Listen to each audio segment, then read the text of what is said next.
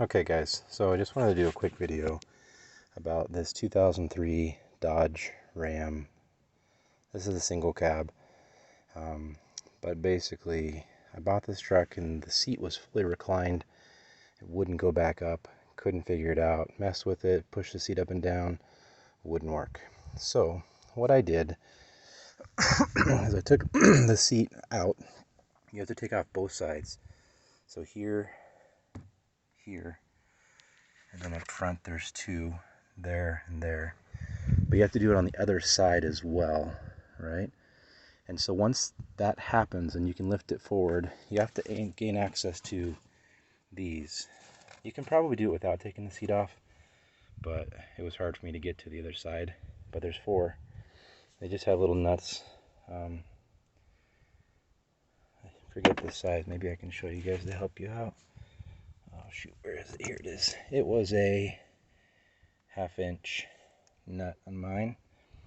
And then I forget what the top ones are, but you can figure that out. You have access there. But basically you take all four of those off, and then it allows you to get to the bottom of the seat like this. You can lift it off the frame like that, right? So this is the side of the seat. Like, here's the handle. Goes on there like so. Oh, and these guys, they just come off. They're like over here, like wrapped around.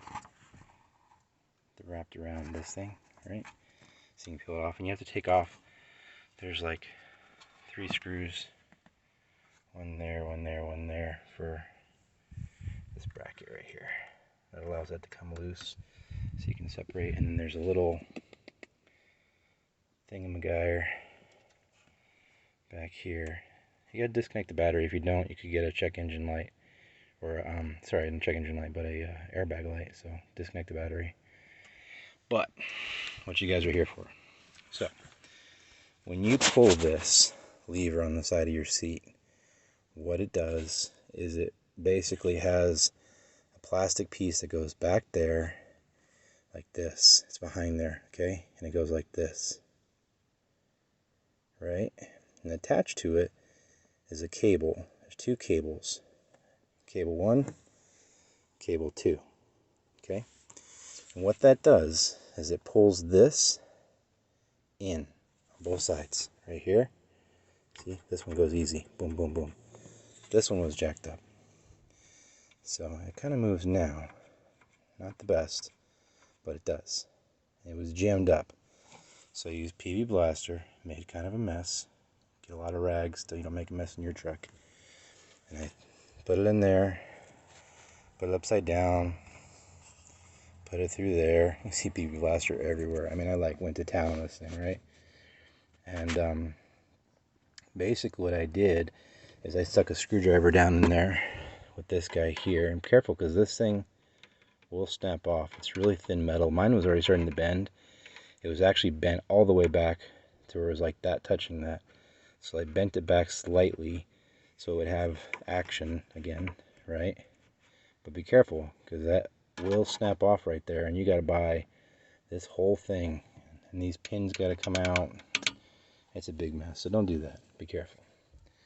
But I stuck a screwdriver in there, and I just kept prying that way, right? Like, because when it goes that way, this little spring in here basically untwists from this rod.